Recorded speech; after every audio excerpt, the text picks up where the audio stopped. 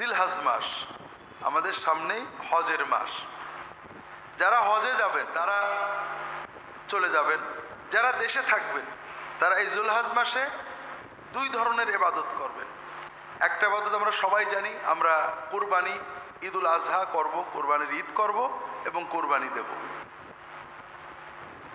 আর একটা আমল যেটা আমরা সাধারণত সবাই সচেতন নই, কেউ কেউ সচেতন, সেটা হলো জিলহজ মাসের 1 তারিখ থেকে শুরু করে 9 তারিখ পর্যন্ত করণীয় ইবাদত। একটা তো যারা কোরবানি দিবেন তাদের জন্য হাদিস শরীফে আসছে, কোরবানির মাসের চাঁদ উঠলে, অর্থাৎ জিলহজ মাসের চাঁদ উঠলে, জিলহজ মাসের কোরবানি পর্যন্ত 10 দিন তারা নখ চুল কাটবেন না, কোরবানির পরে কাটবেন। অর্থাৎ ঈদের সময় আমরা পরিচ্ছন্ন হব, সব ঠিক আছে, কিন্তু নখ এবং চুল জাতীয় কিছু কাটা বাদে। যারা কোরবানির সিদ্ধান্ত নেবেন তাদের জন্য রাসূলুল্লাহ সাল্লাল্লাহু আলাইহি ওয়াসাল্লাম বলছেন, মান আরাদা আন ইউযাহিয়া ফালা ইয়াখুযান্না মিন শা'রিহি ওয়া যাফরিহি শাইআন আও কামা ক্বালা সাল্লাল্লাহু আলাইহি ওয়াসাল্লাম।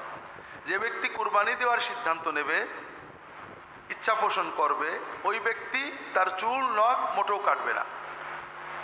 এজন্য যারা কুরবানি নিয়ত করেছেন তাদের জন্য এটা হলো নেগেটিভ কাজ, অর্থাৎ আপনি এই কাজ থেকে বিরত থাকবেন।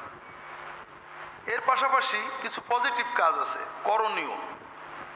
আল্লাহ রাসূল সাল্লাল্লাহু আলাইহি ওয়াসাল্লাম বলছেন, মা মিন আইয়ামিন আল আমালুস সালিহু খায়রুন ওয়া আহাব্বু ইলাল্লাহি মিন হাযিহিল আশর।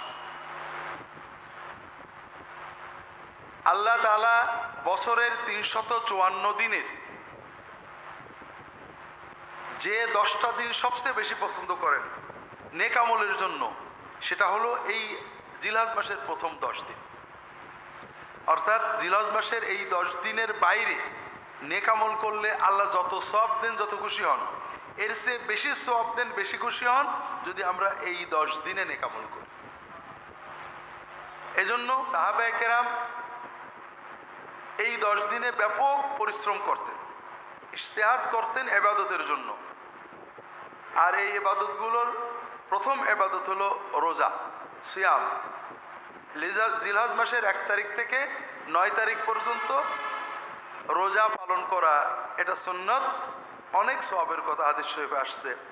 বিশেষ করে 9 তারিখ আল্লাহ রাসূল সাল্লাল্লাহু আলাইহি ওয়াসাল্লাম বলছেন, সাওমু ইয়াউমি আরাফা আহতাসিবু আলাল্লাহ আইয়ুকাফিরা আস-সানাতা আল্লাতী ক্বাবলাহা ওয়াল্লাতী বা'দাহা আও কামা ক্বাল সাল্লাল্লাহু আলাইহি ওয়াসাল্লাম।